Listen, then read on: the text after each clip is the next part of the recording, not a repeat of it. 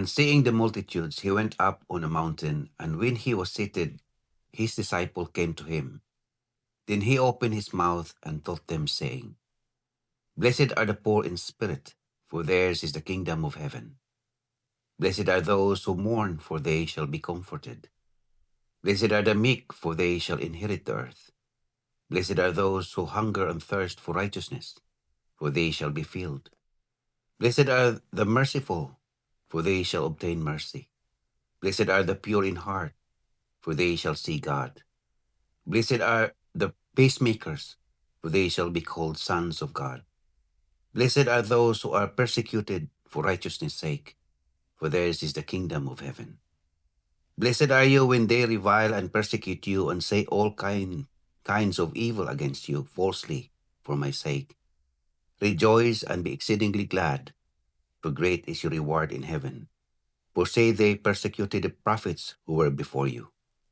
Matthew chapter 5, verses 1 to 12. The Beatitudes, the opening of the Sermon on the Mount. In the Gospel of Matthew chapter 5, verses 1 to 12, we find the beginning of what is often called the Sermon on the Mount. Here, Jesus Christ sits down on a mountainside and begins teaching his disciples. What follows are 8 powerful statements known as the Beatitudes, blessings that turn the world's values upside down. Now let's explore what they mean for us today. Blessed are those poor in spirit, for there is the kingdom of heaven. To be poor in spirit is to recognize our spiritual need. It means admitting we cannot save ourselves. The kingdom of heaven begins with humility. Our pride says, I've got this, but faith says, Lord, I need you. Blessed are those who mourn, for they shall be comforted. This is not only mourning over loss, but mourning over sin, our brokenness and the brokenness of the world. God promises comfort to the honest heart. There is healing in godly sorrow. Blessed are those who are meek, for they shall inherit the earth. Meekness is not weakness. It is strength under control. It is the quiet confidence that trusts God rather than forcing outcomes. The world praises aggression, but God blesses gentleness. Blessed are those who hunger and thirst for righteousness, for they shall be filled. What do you crave most? Success? Approval? Comfort? Jesus says that truly blessed crave righteousness, a right relationship with God, and a life that reflects Him. God satisfies spiritual hunger. Blessed are the merciful, for they shall receive mercy. Mercy is compassion in action. Those who understand how much they've been forgiven extend forgiveness to others. Grace received becomes grace given.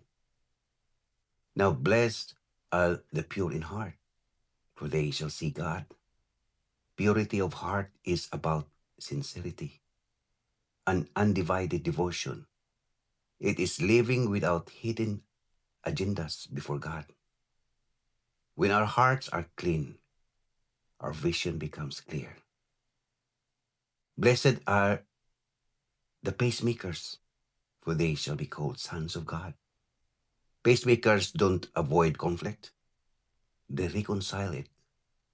They reflect the heart of Christ by bringing healing where there is division. We are never more like God than we pursue peace. Blessed are those who are persecuted for righteousness, for theirs is the kingdom of heaven. Following Christ is not always easy. Standing for truth can bring opposition. Yet Jesus says persecution for righteousness is evidence of belonging to his kingdom. Now, if you look at the big picture, notice something powerful. The first and the last beatitude both promise the kingdom of heaven. This forms a frame showing that all these blessings describe the character of kingdom citizens. The Beatitudes are not instructions on how to earn salvation. They describe the heart of someone transformed by God. Now, how can we apply this? Do I recognize my spiritual need?